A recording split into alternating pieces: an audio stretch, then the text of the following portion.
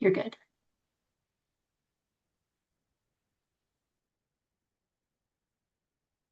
You ready, Julie?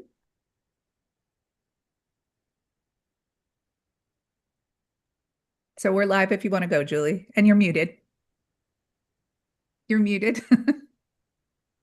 Um, I thought I was doing the bio. Sorry.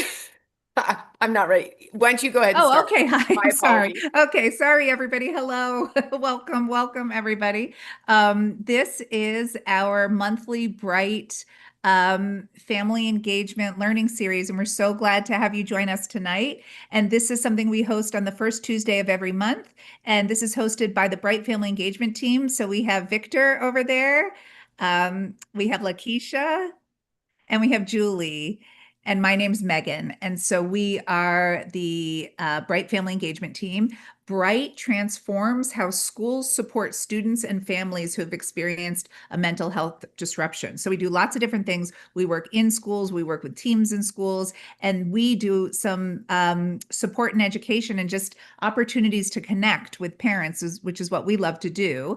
And so this learning series is part of this. And we really want to connect with you and talk through some of the issues and topics that are most relevant to us as parents. And so we try to create the time and the space to do that. So, as I said, this learning series we offer on the first Tuesday of each month, and the topics are chosen and identified by parents as being the things they want to learn more about or talk more about. So, in addition to the learning series, we have two parent conversations each month, and those are just informal spaces to come together as parents and talk. Those are on Zoom. They're this on the second Tuesday of the month. It's just an open space for all parents. And then on the fourth Tuesday of the month, it's an affinity space for BIPOC parents. So please join us. It's just a warm and informal way to connect, and we can support each other with whatever is going on that day for you. We can brainstorm, we can help untangle a sticky situation you might be facing. Each of us, we're all parents, and we are here for you. So, with that, I will pass it over to my colleague, Julie, who's going to introduce our speaker for tonight. Thanks, Megan.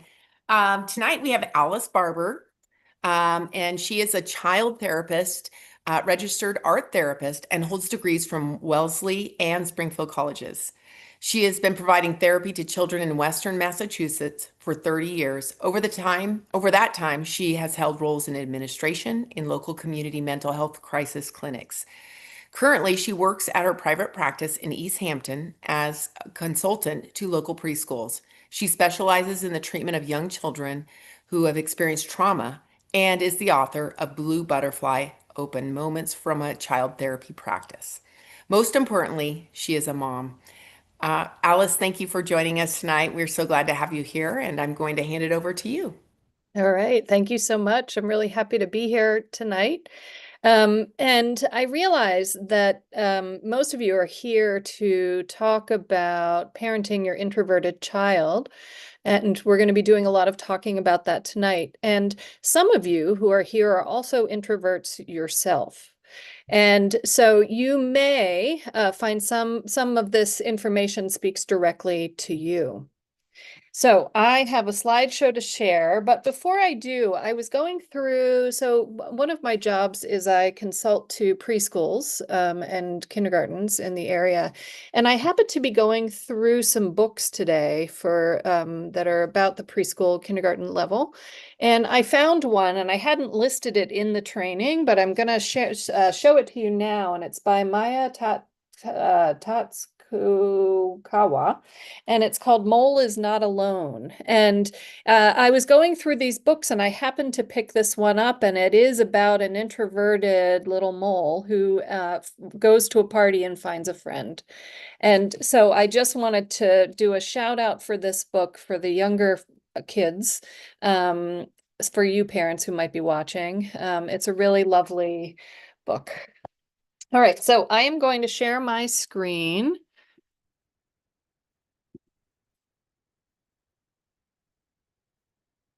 And start my slideshow.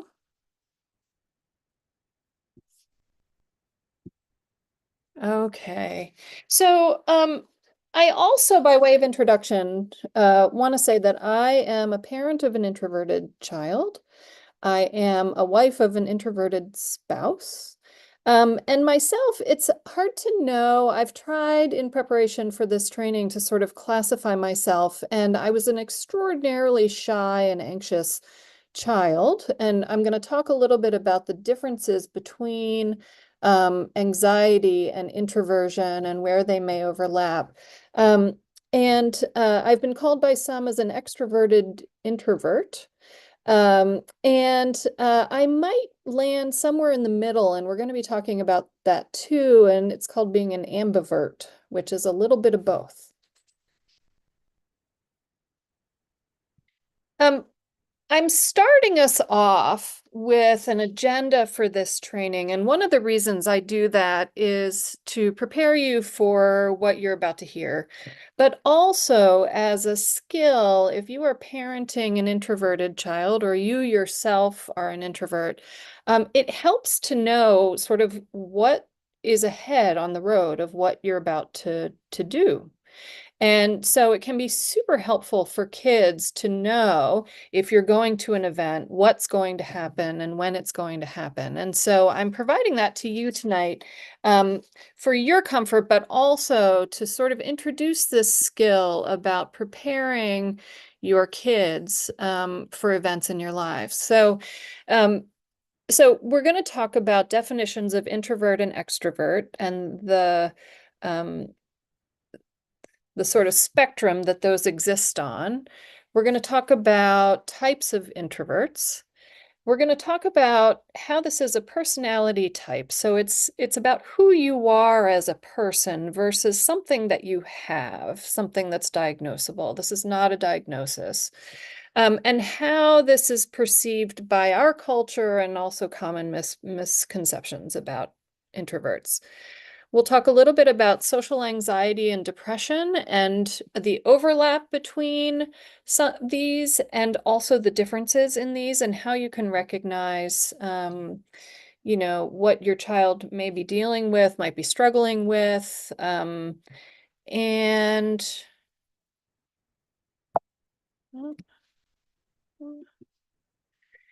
we're going to talk about what it looks like in young children, what it looks like in teens. We're going to talk a little bit about navigating in schools and groups, and I have a little bit for teachers. And I think I've answered many of the questions in the training that I'm anticipating, but there will be time for questions also.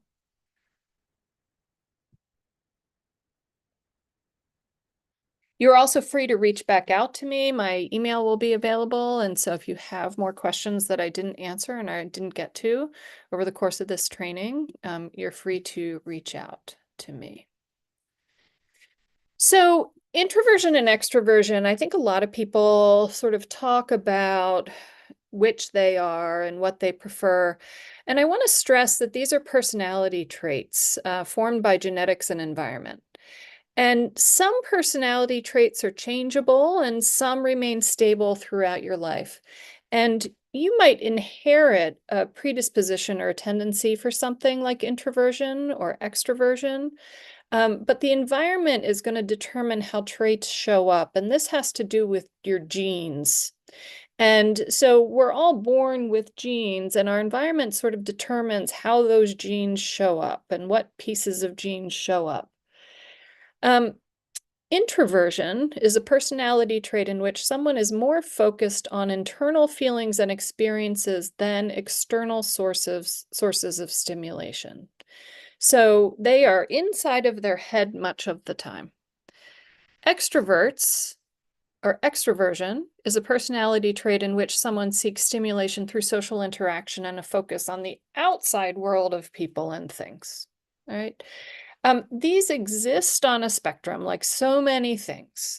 Most people are neither all extrovert or all introvert. Most of us are a mixture of both.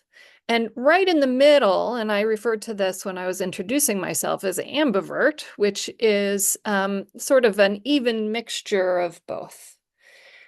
There's also somebody called an omnivert, which is a person who experiences these extroversion and introversion depending on mood, and they tend to be on one end of the spectrum or the other end of the spectrum, and not so much in the middle.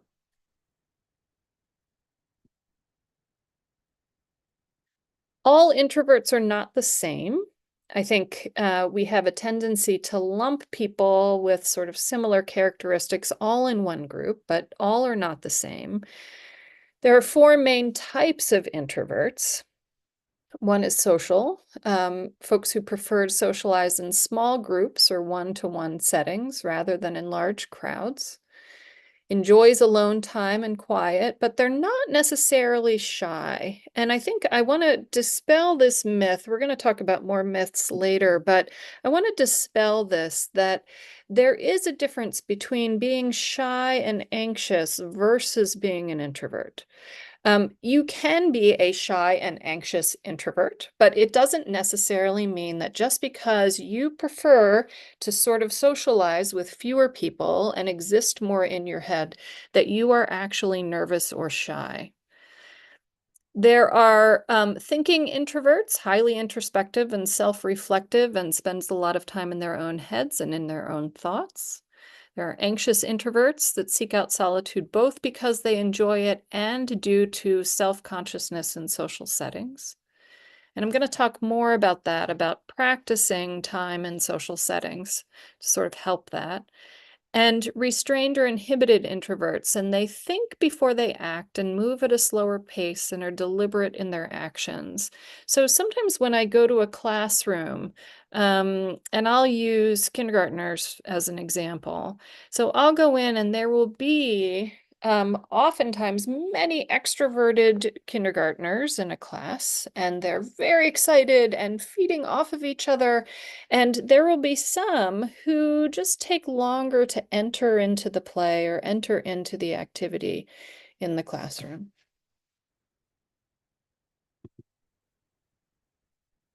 So one of the interesting things as I was sort of researching to do this training tonight was I really wanted to know why somebody might be wired in a certain way and why somebody might be wired in a different way. And what I have found is that the brain of the introvert and the brain of the extrovert um, process reward in two separate ways. And I want to tell you about this because it, I think often we can, as parents, think that we've done something wrong if we have an introverted child who is not fed by lots of other external factors. And and I'm going to show a couple of short videos here, but it has to do with a neurotransmitter, which are like chemical messengers in your brain. Um, Dopamine versus acetylcholine. And research suggests that extroverts are less sensitive to dopamine. And dopamine's that thing that that gives us like a lot of excitement and a lot of satisfaction. And the extroverted brain is less sensitive to it, which means they need more in order to feel that sense of reward. Introverts are more sensitive to dopamine, which means they need less of it to feel it, right? And they're quickly overwhelmed by dopamine-rich inputs, like going to a party where they are celebrated or the center of attention. And the neurotransmitter that is more relied upon for introverts is actually this acetylcholine, which promotes calm and focused states. So the reward comes in the introvert's brain from being calm and focused. So that reward that extroverts get from dopamine, that rush of happiness or contentment or anything like that, right, is felt by the introvert when they are quiet and in their heads. So these are two resources that I found. One is a podcast called The Ambitious Introvert. And the other I really like is The Vibe with Kai. And he's on like Instagram and Facebook and social media. And so I am going to stop my share for a moment. Nope, I'm going to share again and move this. Uh-huh.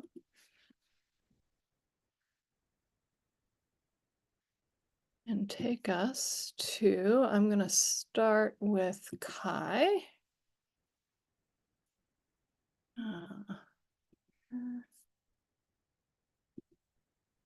Uh-oh. Uh-oh, Kai. It's science. And no, it's not. Why do introverts need alone time to recharge? It's not just a personality thing, it's science. And no, it's not because we don't like people or don't have fun. Let's shut that myth down right now. Introverts' brains actually run on a different reward system. While extroverts thrive on dopamine, that let's go brain chemical that makes socializing exciting, introverts get their energy from that. It's a word that I have trouble pronouncing. And that is all about deep focus, calm, and thinking. Basically, our brains are rewarding us for just chilling. So if an extrovert is like, let's go out, it's gonna be fun. And you're like, nah, I'd rather stay home and rewatch my favorite comfort show for a fourth time. That's not you being antisocial. That's your brain literally telling you what feels good to you. Share this with somebody in your life that you sometimes have to explain your alone time to. Let's see what they say.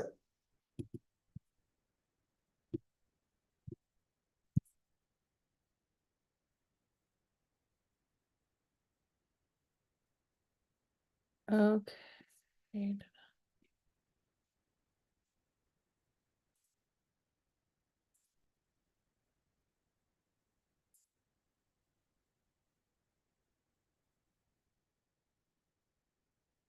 Hey, Megan, did I lose you?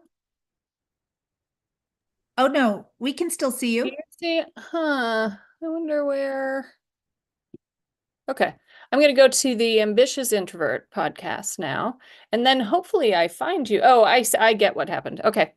Our introverted genius without absolutely depleting ourselves because we're not going against the way we're built. Okay, let's dive in.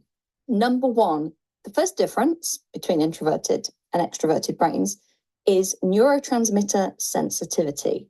And in particular, our friend dopamine, which I've spoken about in many episodes recently, versus acetylcholine. Now, the scientific source for this is Dr. Marty Olson-Laney, and this was carried out back in 2002. And Laney's research showed that introverts have increased sensitivity to dopamine and stronger acetylcholine activity, which explains the preference for low stimulation environments. Dopamine literally overstimulates us, while acetylcholine helps us to focus and feel satisfied. Okay, so let's dive in a little deeper. We're all familiar with dopamine. Dopamine hits come from the quick wins, the slot machine kind of lighting up and playing a tune, social media, oh, how many likes have I got? That all of these things in modern life are created to give us dopamine hits. And when we're used to that and it's taken away, we can feel pretty miserable and empty, which is why a lot of these things are borderline addictive, because we are rewarding the brain. The brain's go get it chemical goes off. It's novelty, it's external stimulation, it's all of these things. This also explains why, although you may be drawn to some of those activities, after a while, you feel absolutely depleted because introverts are more sensitive to dopamine, which means that what energizes an extrovert can and probably will quickly overwhelm and drain us as introverts. Instead, we are more receptive and thrive on acetylcholine. And acetylcholine is a neurotransmitter that supports focus, calm pleasure, and a sense of deep well-being. So like a deep fulfillment. And of course, as introverts, we love to go deep on all of these things. So this explains why introverts enjoy solo activities so much, like reading, learning, why we enjoy that deep one-on-one conversation rather than a big group of surface level chat. Those activities light up the brain's acetylcholine pathways, which gives us that calm, focus, deep sense of well-being versus the dopamine, which gives us the quick hit and unfortunately quickly burns us out. So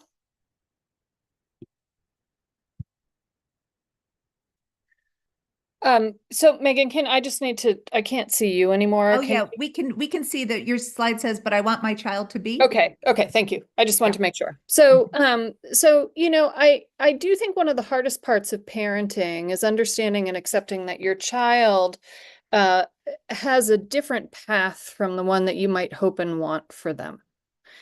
And I think one of the bravest things parents can do is to see and celebrate their child as someone separate from themselves. And I think it's really easy in this culture to want your child to be an extrovert because extroversion is often what's celebrated in this country, and it can be difficult to not hope that your child might be a little more extroverted. But a personality trait is who your child is. They may change over time, but they might not. And being introverted is not a bad thing. And I'm going to say that again. Being introverted is not a bad thing. And a question to ask yourself is their introversion preventing them from doing or achieving the things that they want to do and achieve? And it's okay to ask your kids, is there anything else you would like to be able to do? But because you like to exist in your own head, it's harder for you to do those things.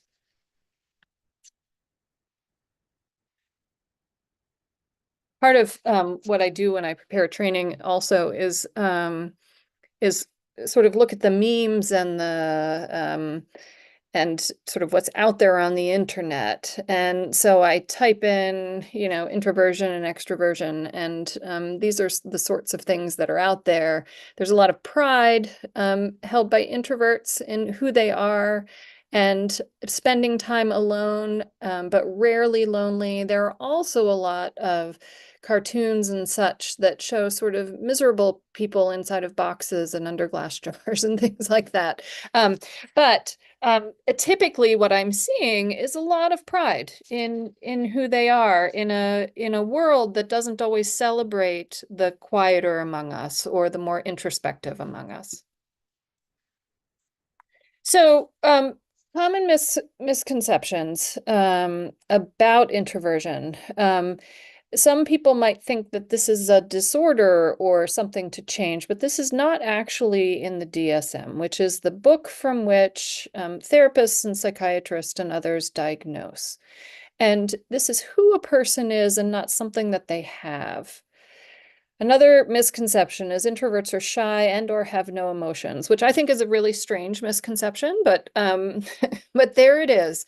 Many introverts are not shy, actually.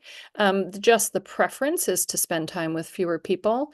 And of course, they have emotions. Shy is often based in fear, and a person can be a shy introvert, but there are many introverts who exist not in a fear state. Another misconception is introverts are loners and hate socializing, and that's not necessarily true. Many love to socialize in environments that do not feel draining to them. Introverts are rude. I know as a very quiet, sort of introverted child, whether or not that was due to anxiety or shyness or whatever for myself, there sometimes was a perception that I was rude because I was not verbally participating. I'm sure there are people who are introverts and are rude, but generally speaking, that is not a quality that goes hand in hand with introversion. We don't also often give people the space and time they need to respond to our questions.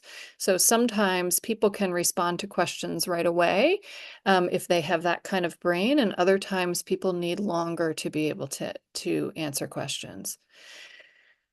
Sometimes people think introverts need help socially and would be extroverts if they just tried harder. And all I can say to that is no, they wouldn't. Again, this is who somebody is. And I think this sort of shows that in this culture, we value extroversion so much more than introversion, that everybody should be like those extroverts, right? And introverts are not leadership material. This is not true either. A thoughtful leader is a good thing. I look for thoughtful leaders.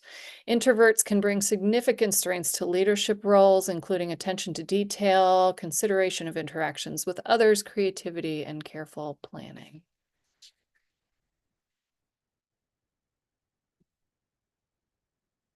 So in young children, introversion can look like the following. Communicating best one-on-one rather than in large groups of other children, are strong listeners, seek solitude for renewal, need time to ponder questions before answering. And I'm going to talk a little bit more about that in a little bit, that again, we don't give people enough time to answer questions often. They often prefer not to share their emotions. They have high self-awareness. They learn well through observation, are quiet in large social settings, prefer to watch a game or activity before joining. They concentrate deeply, see inner reflection is very important, and select activities carefully and thoughtfully. And I just want everyone to notice that most of these things are strengths, right? So introversion can be very strength-based. And in teens, again, is comfortable with a small group of people. At school, the teacher has always described your teen as well-behaved and always follows expectations and rarely verbally participates in class discussions. I know for me, my mother would go to parent-teacher conferences and they would say things like, oh, Alice is a good student, if only she would participate more, right? And I'm going to talk a little bit more about that because I was participating, but maybe not in the verbal ways that were expected. Has always been seen as more mature than their peers, is sometimes resistant to doing activities they enjoy because they worry about the social component. Their feelings can get hurt easily. They don't often reach out to friends, but prefer that friends initiate getting together, and worry what others might think about them. So I want to spend a little bit of time talking about introversion versus anxiety. So a rule of thumb that we have in the mental health field is that things are a problem when they're a problem, right? Things are a problem when they get in your way. So if there are things that you want to be able to do, but there are facets of who you are that are getting in your way, and your ability to do those things, those are the things that mostly we target in therapy, right? And so typically for somebody to be diagnosed with anxiety is a really fear-based, nervousness-based disorder that gets in your way of doing things that you want to be able to do. So there's separation anxiety. So a child who's really afraid when they're away from their parents, and sometimes with extreme fear of being separated. So I've worked with many kids who are scared to go to school and be away from their parents. Phobias, having extreme fear about a specific thing or situation, such as dogs, insects, or going to the doctor. I have that about mice. Social anxiety disorder, being very afraid of going to places where there are people, such as school. So again, just notice the difference that just because somebody is introverted doesn't mean that they are afraid to go to school, right? They might be fine going to school. Anxiety can prevent people from doing things like going to school. Generalized anxiety disorder is you're worried about lots and lots and lots of things, day-to-day activities. It's very worry-based. Panic disorder, having repeated episodes of sudden and unexpected intense fear. And Anxiety in kids can present as fear or worry, but I also want to mention irritable and angry. So anxiety can cause an irritability in kids and teens, and can also include trouble sleeping, physical symptoms, um, and so if your child has been introverted from the start, this is who they are, right? If you've noticed, I'm going to talk about depression next, a change in your child so that they were sort of extroverted and relaxed among lots of people, and suddenly they have changed in their behavior presentation, that's something to pay attention to. But many of you have kids who this is the way that they have been since they've been very little.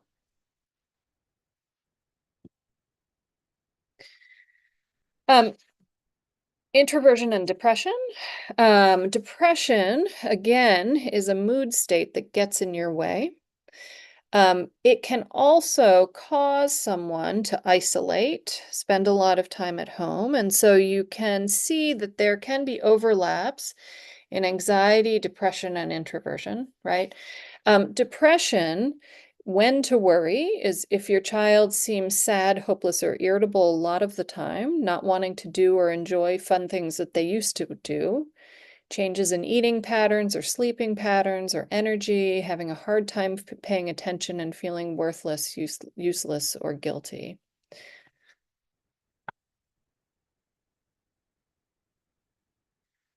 What children and teens might need at home is, let me go back to the talk about depression, because I forgot to mention something. I also want to mention that there is for kids who have experienced trauma, there's something called dissociation that can also make kids look sort of internal. It's a trauma response that causes you to retreat sort of inside of your head. And so I also wanted to mention that again, if your child has always been sort of this introverted, sort of quieter person, and it hasn't been a change and it's not getting in their way, then continue on. But if there has been a change and you're noticing those symptoms, then it's time to seek some help. So what they might need at home is, so I'm a mom of a very overscheduled child. And I think lots of us can probably say that we're moms of very overscheduled children. And I don't know exactly when this overscheduling started to happen, because I don't remember it from the 70s, but somewhere along the line we have overscheduled our children, right? And this can be a really, really hard thing for somebody who is introverted and would rather live inside their head than among lots and lots of people. So we're thrusting kids out into situations in which they're surrounded by lots of kids all the time, all day long at school, and then during after school times. If there's a way, and I get that childcare is tough and that these programs are absolutely needed. However, if there is any chance for increased downtime at home, a space, their room, or a space in the house that's less stimulating and is accessible when they need it. And I think this is probably one of the hardest ones. Respect for and not worry about the need for solitude. And this can be really difficult because as parents, then we think, what's wrong with my child that they need to be alone all by themselves all the time, right? And so it's something in knowing your child, you can speak this out loud to your children, that I understand that you need this time to recharge, right? My child, who is now 15, will come home and say, my social battery's dead, Mom, don't bother me, right? And I think it's okay for you to talk about things like social battery or whatever words kids are using to describe this. Advanced warnings about changes in schedule when possible, one-on-one connection with them, longer bedtime routines, so longer wind down. It does not mean that you need to push the bedtime to later, but if there's any way of starting it earlier so that wind down can happen. I think this next one is also one of the hardest things. No attempts to fix them into becoming an introvert. It will not work. It will not work. You know, I think the world can feel easier for introverts, and you want ease for your child. And but you're not going to fix a personality trait out of them. If there are large gatherings, preparing them ahead of time, arriving early or late, or leaving early or late. We have in my family, we've told our child that she can always blame us. If she needs to get out of a situation, she can tell her friends, oh, my parents, they just are overprotective and they want me home, right? So that she can save face when she needs to leave, if things become too much for her. You can also do something similar with a code word that's either texted or spoken.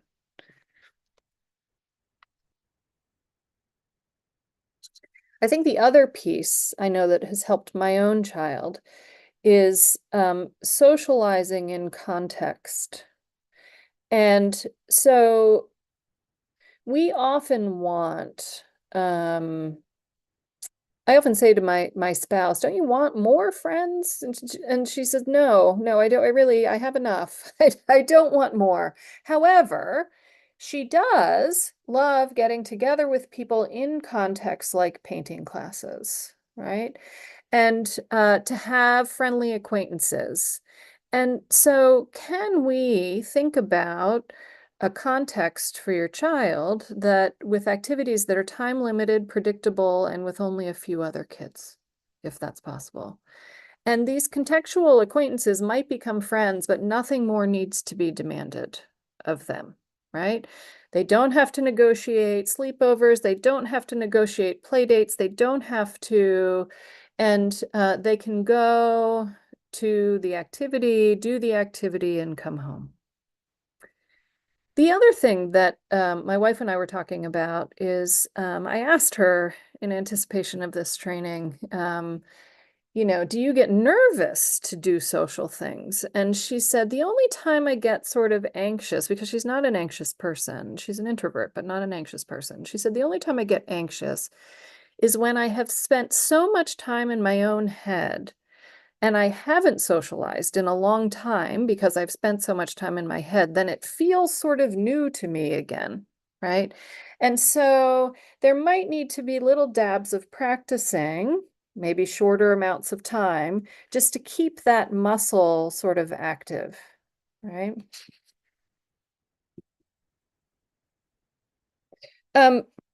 One of the questions that I've anticipated here tonight is about school for children and teens. And school is another place, like it was really hard. I was a great student, but it was really hard for me because, and again, I think due to anxiety, but also maybe some introversion, I knew I was in a place where what was expected was not who I was. And so in terms of advocating, and that's really hard and it's exhausting. And not only that, but it ended up impacting some of my grades because I was sort of graded with the expectation that I would be an extrovert. So if you're a teacher, or something you can talk to teachers about is recognizing that quiet is not a problem. And please, please, please, please, if you're a teacher, do not draw attention to the quiet, right? So sometimes teachers would actually say, you know, in front of the class, Alice is quiet in one way or another, right? And that actually made things much worse because I was drawn attention to, right? I think there are classes in which you have to speak. Like I think about my child's in a Spanish class. She clearly has to speak in a Spanish class, right? But if participation is graded, could other types of participation be taken into account. Like, is the child attentive? Is the child handing in their homework? Is the child doing what's asked, right? You can talk openly about introverts and extroverts in class and recognize that people learn differently. Kids know this, and you can bring them into this conversation. Include teaching strategies that allow for independent and small group projects. Monitor environmental clutter. It's really interesting when I go into elementary schools that the walls tend to be absolutely filled with lots and lots and lots of stuff, which can be overwhelming. When I go into high schools, not so much, which is interesting because high schoolers could probably tolerate a little more clutter. Be concrete with students and parents and guardians about how they might advocate for themselves. Are there ways to communicate that are not raising a hand in class or advocating in person? Is advocating in person something that they need to work towards and might practice with you at home? And for teachers to give a little more time when expecting a verbal response. So typically we give like 1 to 2 seconds. So if I ask somebody here a question, I'm probably going to wait 1 to 2 seconds. And if you haven't asked me, I'm going to assume that either you don't know the answer and I'm going to move on, or somehow you haven't understood me, right? But if you can leave 3 to 10 seconds for somebody to answer a question, you're more likely to get an answer out of an introverted kid.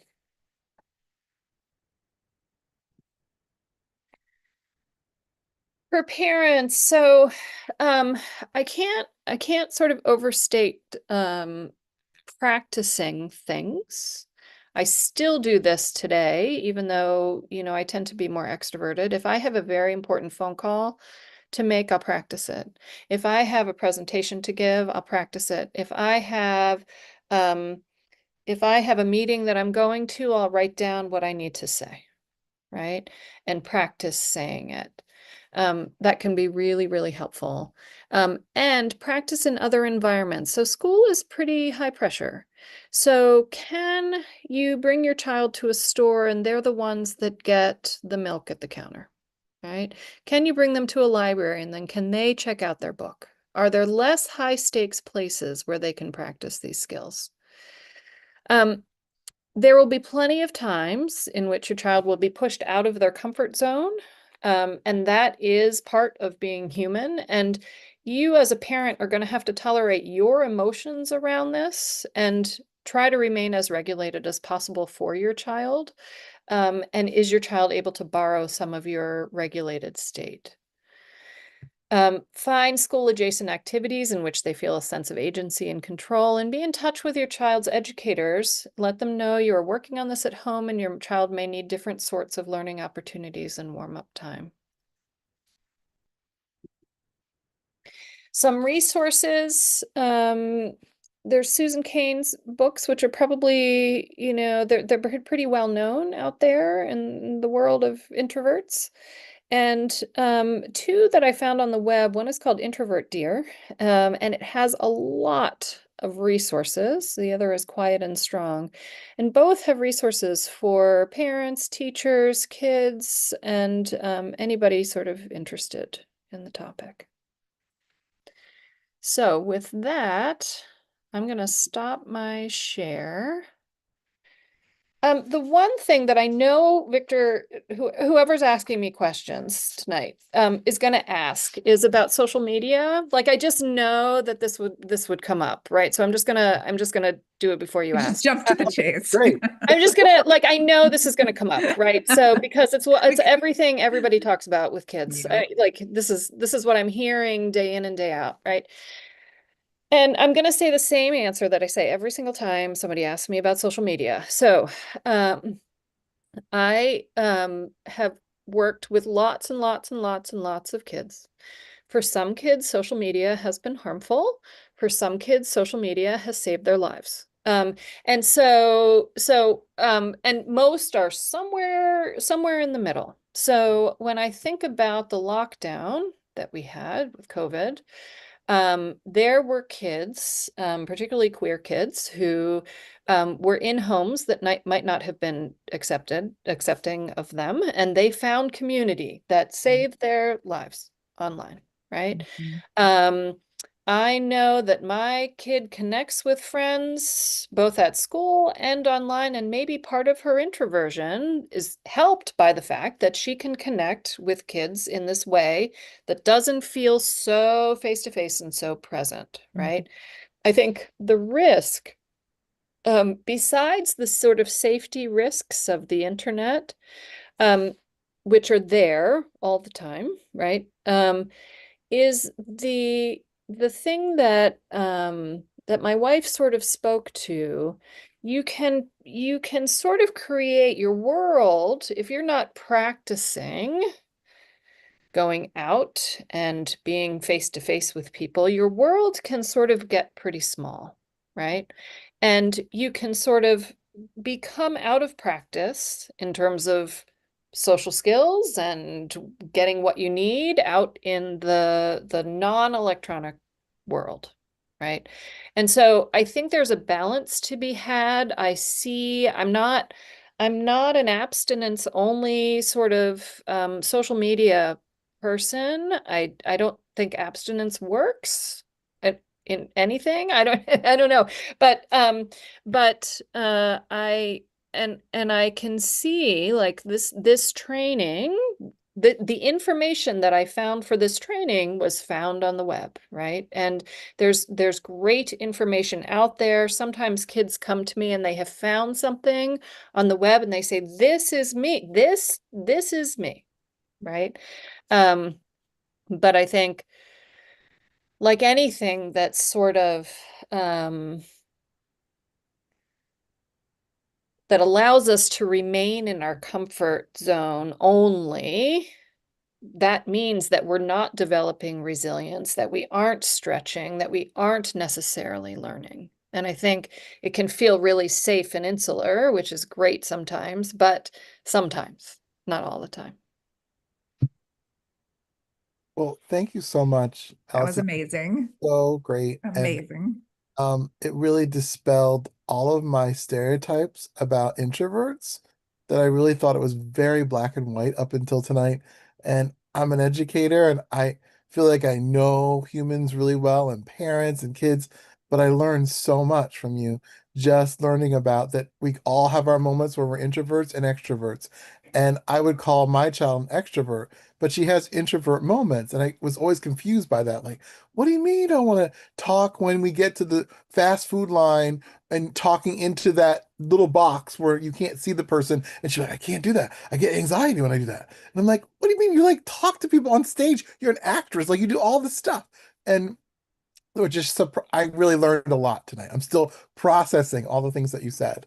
Um, and with that, I do have a question about um, how do you know if somebody's introverted or actually there's something actually going on with them? And because I've had children in my classroom, um, very young, because I'm an early child teacher, and they were put on medication for social anxiety. And we all just thought, oh, well, they're shy or they're introverted. And like, how do you make that judgment? How do you make that call? And for this child, it worked for her. And she ended up being really like outspoken and great and wonderful. But how do you know when you want to, you tell a parent, well, maybe they should go see a doctor and. Yeah. So again, my rule of thumb is whatever it is we're talking about, is it getting in their way? Is it getting in their way of learning, of when I think about little kids, playing, exploring, curiosity, affection, all of these things, right? Is introverts are able to access these things, right? Extroverts are able to access these things. When things like anxiety get in the way, so just because somebody's an introvert doesn't mean that they are anxious, right? There's some Venn diagram here that like I can't quite conceptualize right now, right? But there's introverts and some are anxious, sure, right? And then there are some extroverts who are anxious, but the anxiety is getting in the way of their extroversion, right? Because Introversion and extroversion and everything in between is who we are as a person, right? We can still then develop anxiety or develop depression or be traumatized or whatever on top of who we are, right? And so sometimes anxiety blocks who we are, right? Or depression sort of stops us from being who we are as a person optimally. And so for this child, she may not have been an introvert. She might be an extrovert who has anxiety, because if the meds worked, so you can't medicate an introvert into being an extrovert. Okay. It's like, I don't know, medicating a pessimist and suddenly they're an optimist, right? Like you can't like there's just ways of being, right? That we can't medicate out of people, right? But sometimes medication can give us a clue, like if this medication worked, then maybe it wasn't introversion, maybe it was anxiety that was getting in the way, right?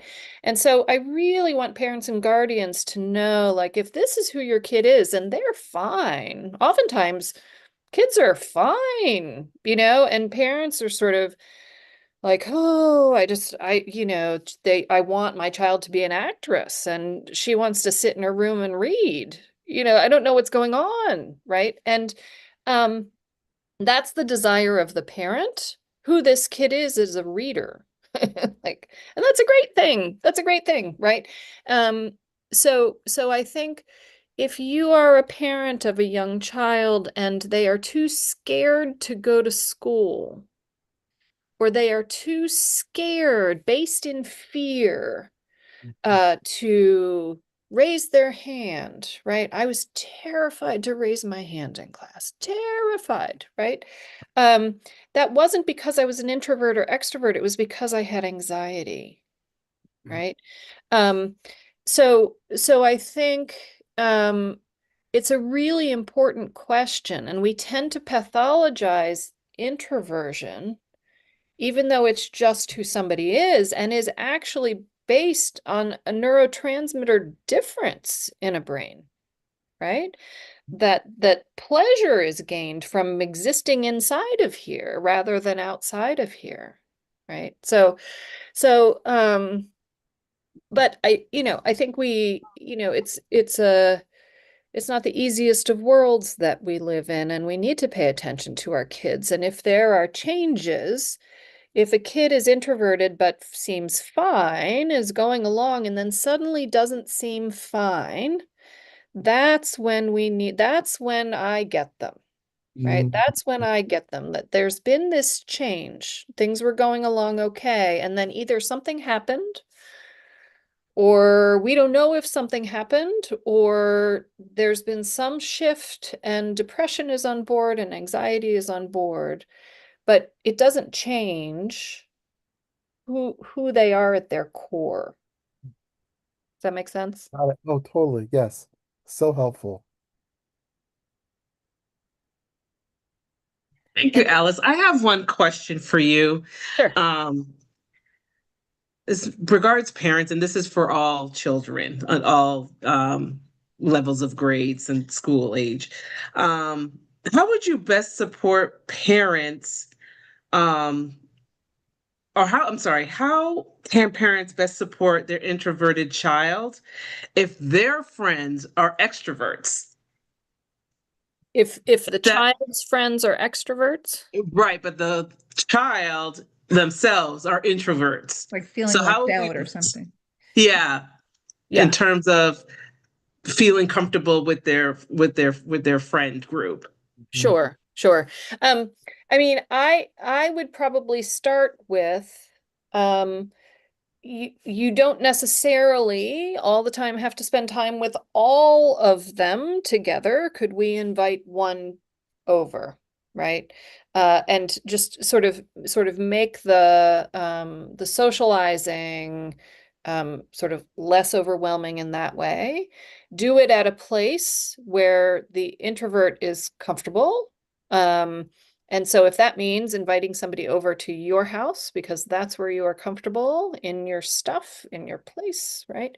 I think if there is, let's say that there's an introverted child and has 6 extroverted friends, bless that little introvert. And there is a birthday party and it's going to be 6 extroverts and an introvert. I think that's when we think about going early, leaving early, predicting what might happen, talking to the parent, depending on the age of the kid, talking to the parents of the other of the you know, the host of the birthday party. Like, is there something that when they are all bouncing on the trampoline and screaming, my child could help set up the cupcakes, right? Or something like that. Like, is there something my child could do, right?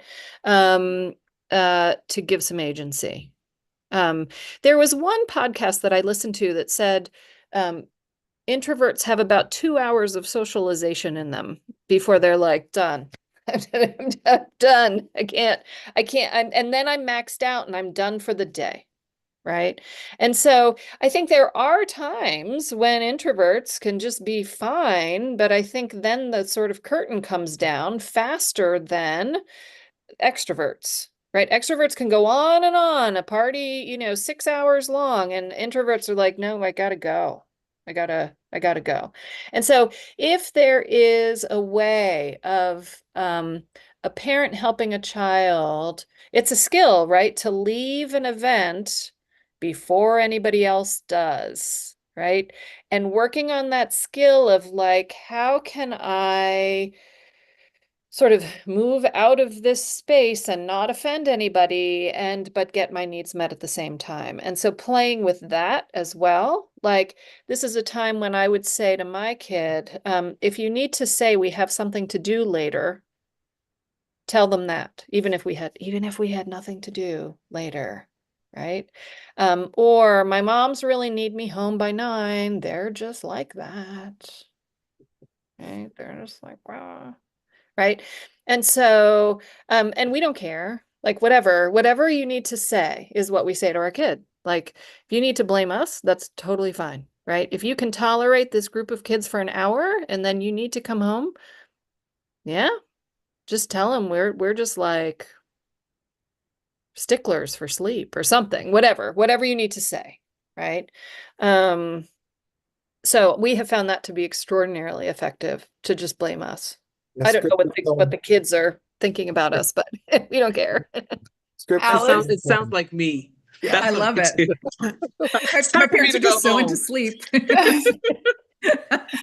Oh my goodness, Alice, you are so incredible. I feel like you just illuminated like understanding ourselves tonight. I don't know about if any of you guys, but I feel like you know, obviously what Victor was saying, we all have our preconceived notions of what introvert and extrovert is. And just the idea that there's a spectrum is really incredible. I think you might have saved my marriage tonight because I am definitely married to an introvert, but I'm wondering if I've got my own introverted qualities because I got accused last week of leaving something early and I was like, I'm ready to go. And I went to leave and they were like, why are you in a rush to get out? And they were making fun of me. And I realized I was like, my social battery was done.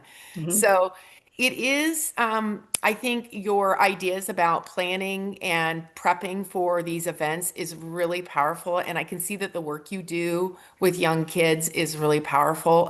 You have so many great ideas. I kind of wish you had a website so I could pick through your brain on this website. But we're really grateful that you came here tonight. You are always full of so much information and the time you took to present this information and prep for the um, learning event is very Sure. evident. So Yeah, thank you. sure. I want to let our listeners know that every month we have the first Tuesday of the month, we have a parent learning event, which you are watching right now. And that is at 4 p.m. Pacific Standard Time and 7 p.m. Eastern Standard Time. We also have a caregiver conversation, parent conversation group for anyone who wants to talk any and all things parenting. We are parents ourselves and we are very interested in this topic. So that is the second Tuesday of the month and that is 4 p.m. Pacific Standard Time and 7 p.m. Eastern Standard Time. You're going to see a theme here. And then finally, on the fourth Tuesday of the month is our BIPOC Affinity Group. And again, we invite all BIPOC parents to join us for that parent conversation group as well. I want to thank everyone for watching tonight, and thank you, Alice, and everyone that was here.